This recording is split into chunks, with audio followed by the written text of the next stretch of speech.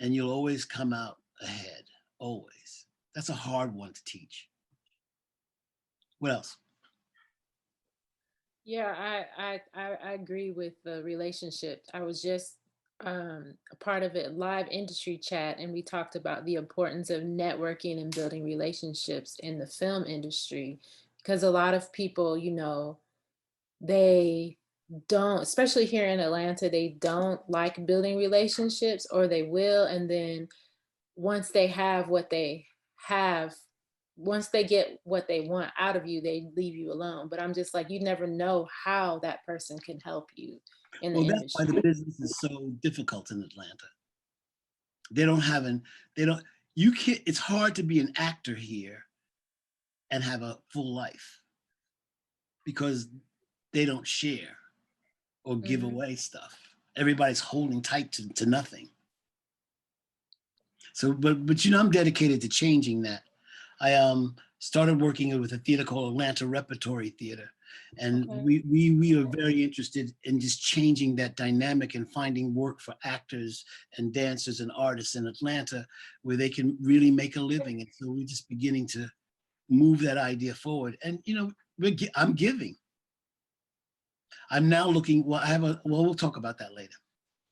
Yeah, that's why I started my blog, because there's really nobody really shares information. So basically my blog, we educate, we engage, we inspire people in the film industry. You can be a writer, you can be a director, producer, anything. We just share, we blog about stuff. We have over 200 blog posts, and Nice.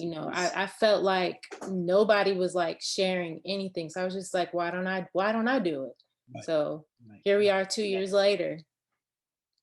Good. So what inspires you these days? Um.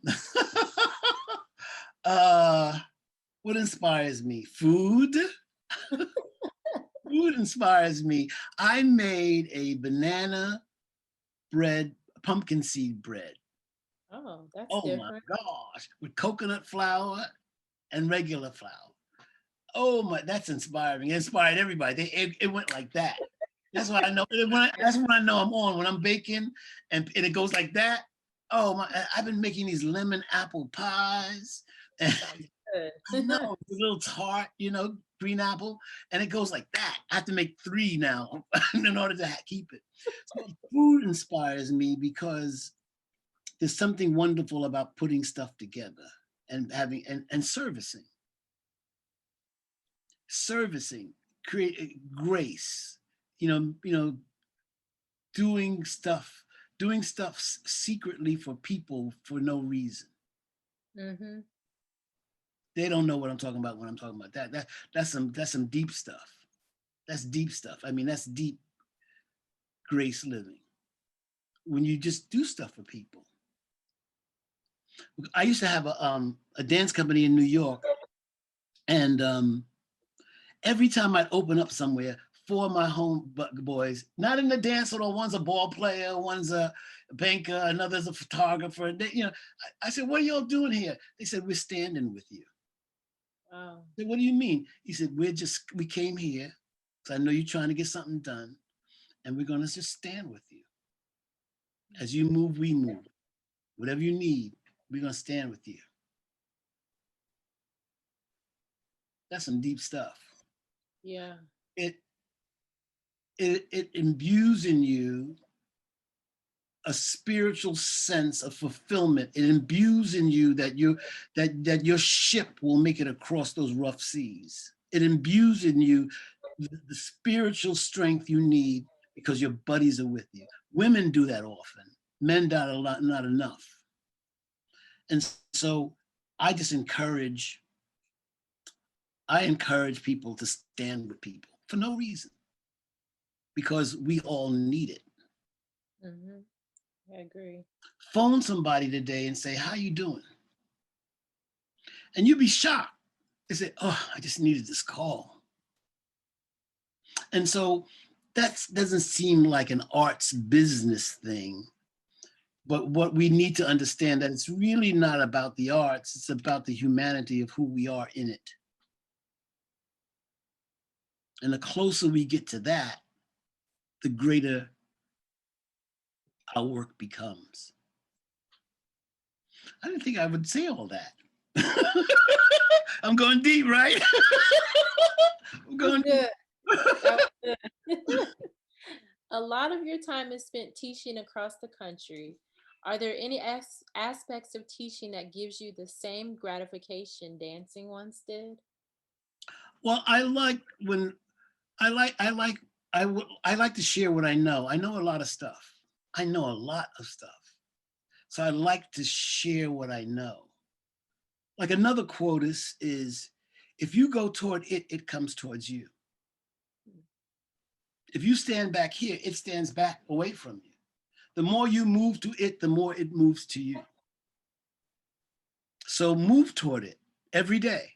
Gregory Hines said to me, if you want something, do something every day about it. Don't let a day pass with you not doing something about what you want, if you really want it. And it moves towards you close. And ever since he told me that, um, I have always done that every day, every single day. And now it's 10 hours a day. So when you're sleeping, I'm working. Mm. And it's interesting because the artists that I respect so much are like that. Now, of course, that's hard with kids, but I mean, when I had the ability to do that, because when I had kids, I was out there in the car running them around so they go to sleep. But um, yeah, every day you got to do something towards your purpose, and so I teach that to them. You know, I do my quotuses, you know, and you know, it's been great. I love that word, quotas. I got a lot of them. In a previous interview, you stated you don't dance anymore, but is there a particular choreography when you see it or particular piece of music when you hear it that transports your mind back to center stage? Not as a dancer, more as a choreographer. I'm interested in choreography again. I haven't done it in a long while.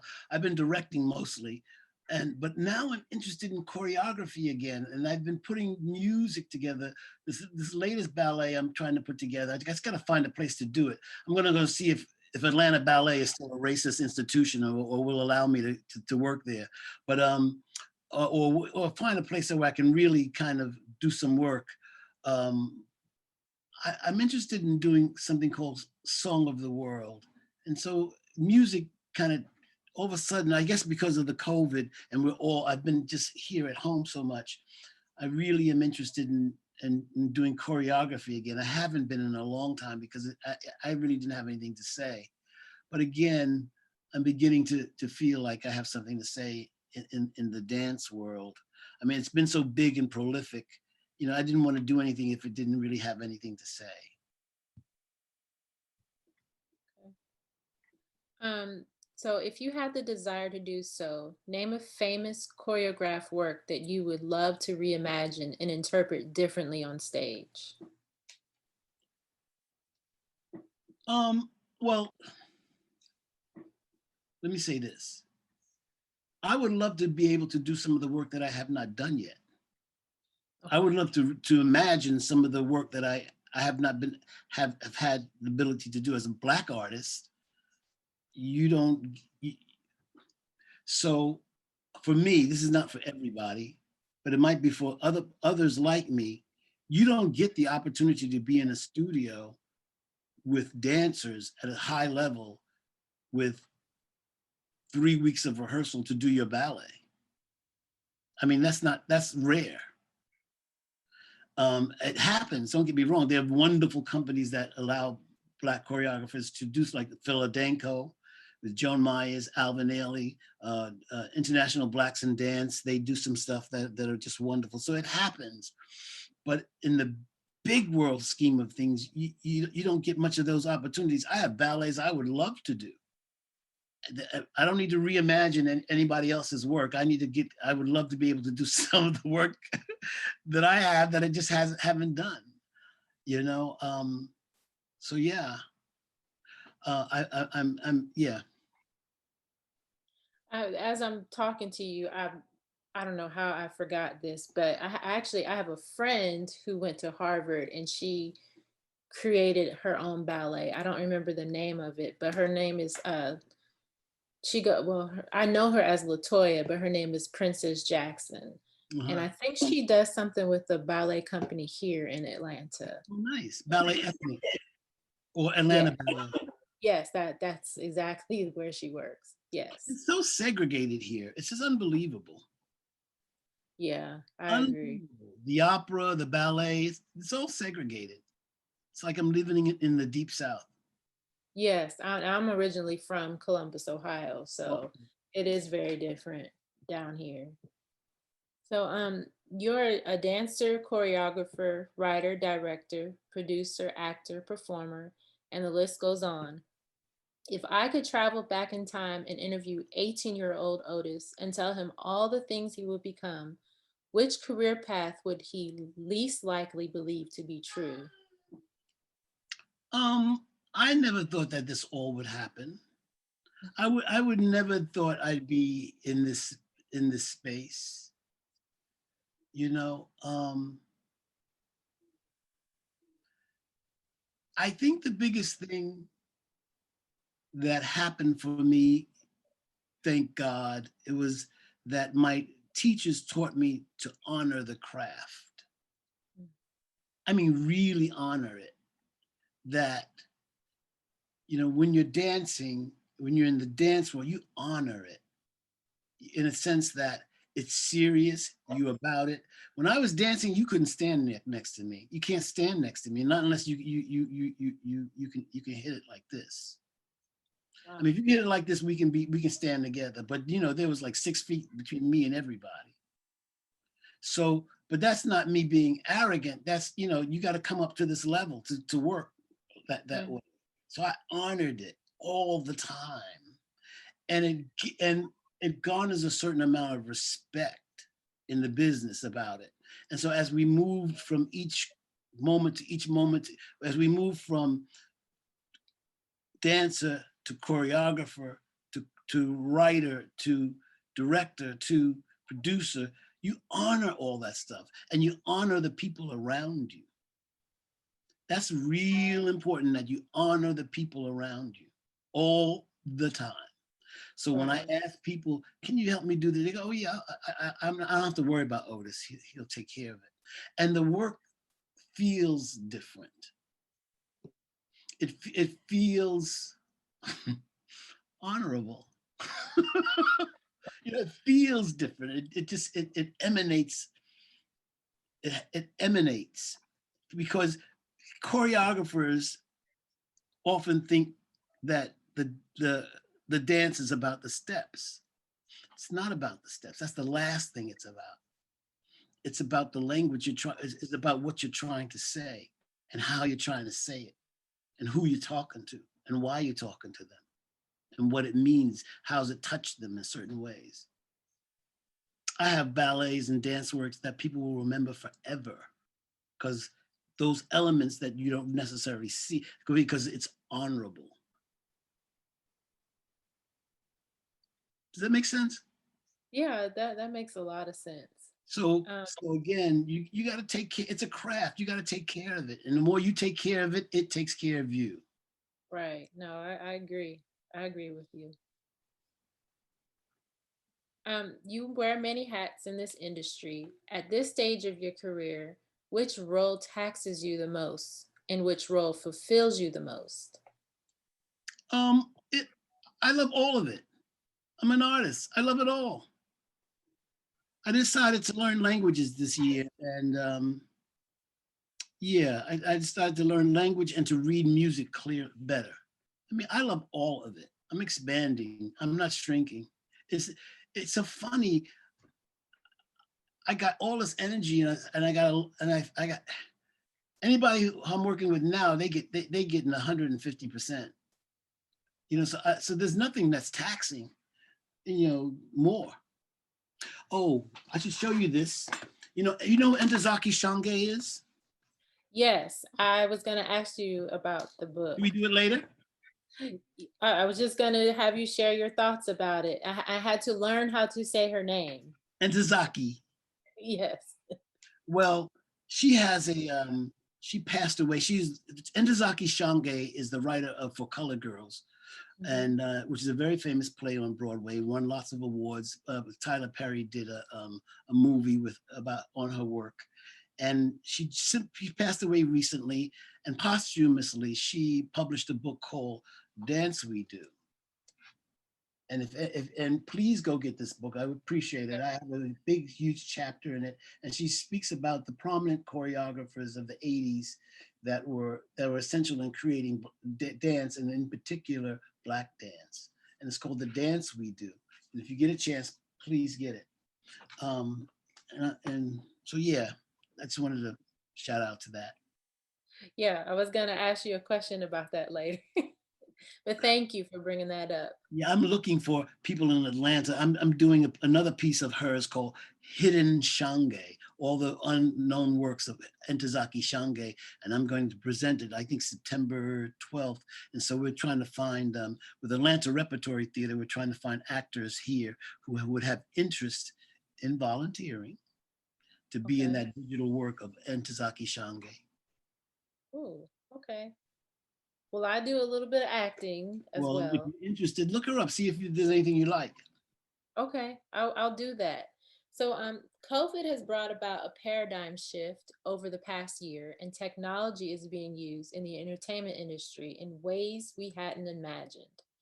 Due to how content is being created, produced, and distributed, in your opinion, how is this advantageous for Black writers, directors, casting directors, producers, and choreographers? Um, it's interesting.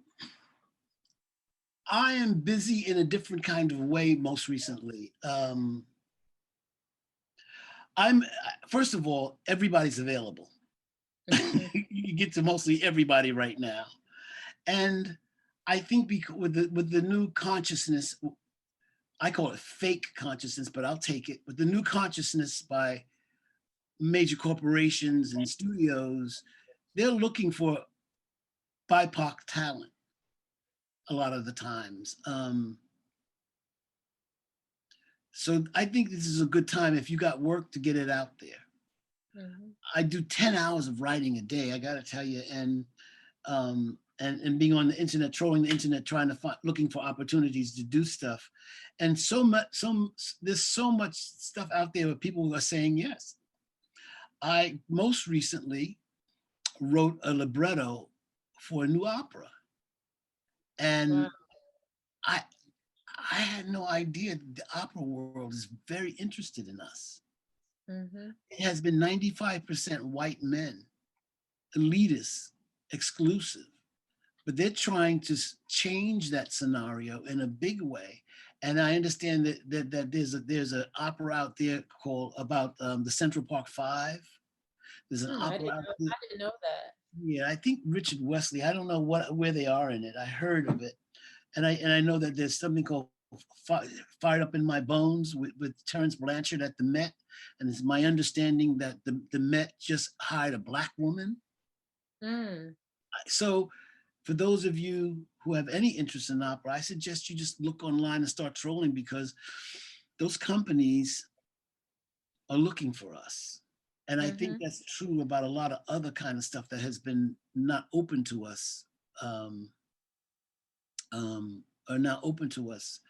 And so now one of these companies has picked up my wants to develop an opera I wrote called Kadaresh and Tume, a love story, Afro-Asian post-apocalyptic love story. I actually worked with well, actually she's the was the well she still is the assistant director at a school that I worked at, and she sings opera, African American Oh, lady. nice. And I think she may have worked for the Atlanta Opera for a Mhm. little while, but she's really good. So I'll have to share that information with her as well. There's a lot of great opera singers. If anybody has a chance to see Pumeza Machaziki, I don't know, I hope I'm pronouncing it right, but Pumeza, look her up. You're going to go crazy. South African opera singer. Wow. Okay. Yeah, I'll have to look her. I'll have to look So her right now up. is a good. Right now, I think it's a good time to reach out to folks that you weren't able to reach out to before and see if how receptive they are. Yeah, that's so true. The beginning of the pandemic, I had a producer, a local producer. I don't know if you know who she is, Autumn Bailey Ford. She is African American. She's produced a few films here. I sent her one of my animation scripts. We have 9 episodes of an animation, and she said she liked it, but she didn't go into it before the pandemic. And we were just sitting around in April. She was just like, I want to shop your animation around. And I was like, okay. So we signed a shopping agreement, and we've been waiting for a while, but we got an answer back from HBO Max. So it's kind of like, had the pandemic not started, I probably wouldn't have had that opportunity. So we're just waiting to get a final answer back from them, and hopefully they'll be able to produce the animation. So that is true. Fingers crossed. Yeah, thank you. So, building on the strength of the aforementioned paradigm shift, what things can Black creators do to further dismantle the systems and mechanisms that have historically kept them out of key lead positions in film, television, and theater? Go forward. Go forward. You know, this is not a Black problem. This is a white people problem. They need to stop.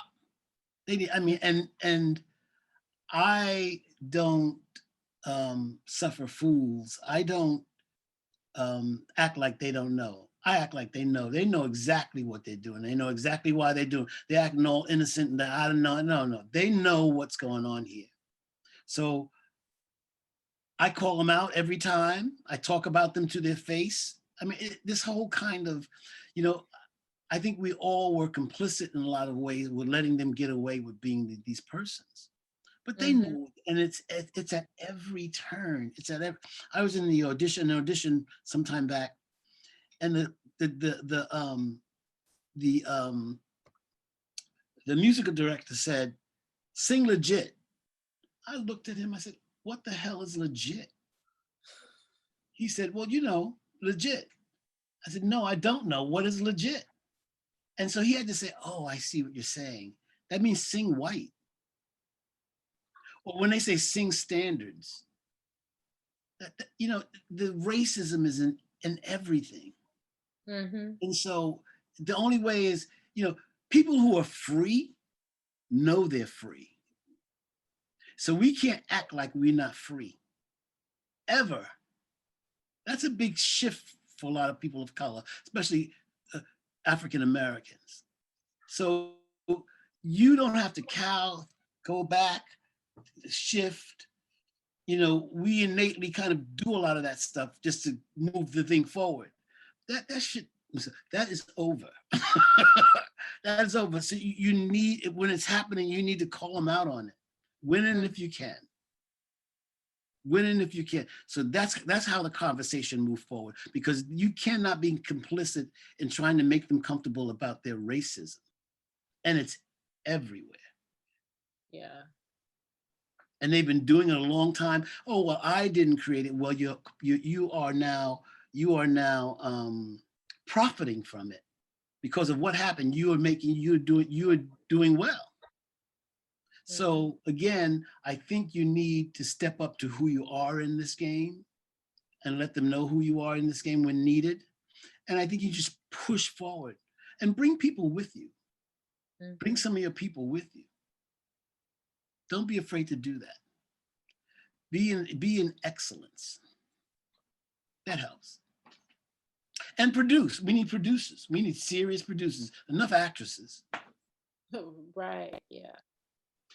Yeah. That's that's true. It seems like a lot of people come here to act, which honestly, I started in theater at a very young age, and I love to act, but then there was other gifts and talents that were brought out, like writing and fashion and all that other good stuff. So yeah, I agree on that. I used to teach at the King Arts Complex in Columbus. You know that place? Oh yeah, I know that place very well. Oh yeah, well, I forgot the woman who used to run it. I forget her name, but yeah, I spent some time there. Okay.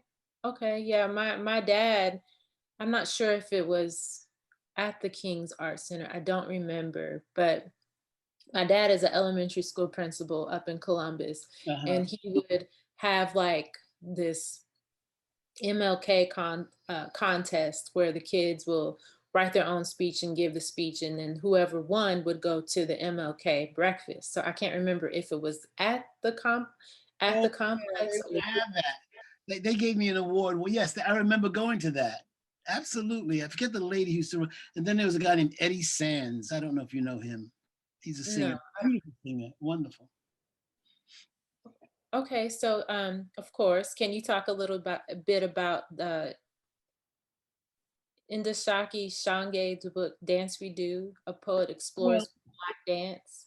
yeah, Entezaki Shange. Y'all should really know Entezaki Shange's book, because not only this book but all of her writing, because it's quite prolific, and she speaks about a lot of other choreographers other than myself, like Camille Brown and Diane Harvey, and who else is in this book?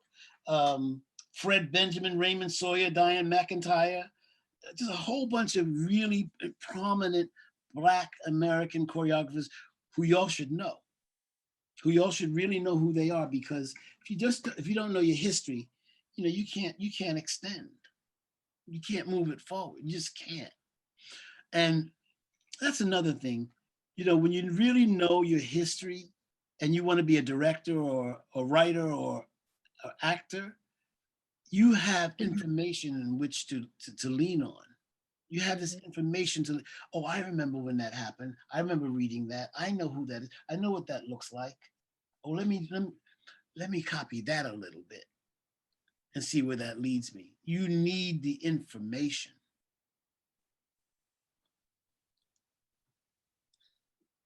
And her writing is beautiful. Her Yeah. writing her writing is stunning. It's another book by her. Stunning. You got to see spell number 7 in this. Just stunning. Ah, yes. And Tazaki. She called me the day before she died. Oh wow. I didn't even know it. And she said, and the guy, my assistant said, Entazaki's Shange's on the phone for you. And I spoke to her. And nobody in the room knew who she was. I was like, really? Okay. Wow. Well, yeah, I know of you said the name of the film. I can't think of the name of the For film. Colored Girls. Yes, I know that. I know the book and I know the film, but I didn't know that she had other stuff out there. Like the first Yes, time 45 books of her 40. work. 45 books of her work. If you don't know her, every Black American woman should know her, like they know Maya Angelou. Mm-hmm. Yeah. So I have a name of a book that I need to get some of her books. Well, next time I go on Amazon. Okay. So, what are some projects you're currently working on, and what's the next big thing we can expect from Otis Sallid?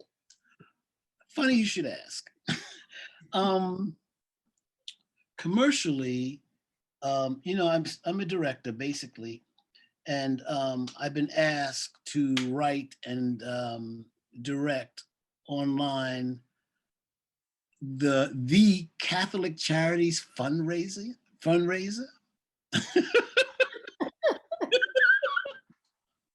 That's crazy, right?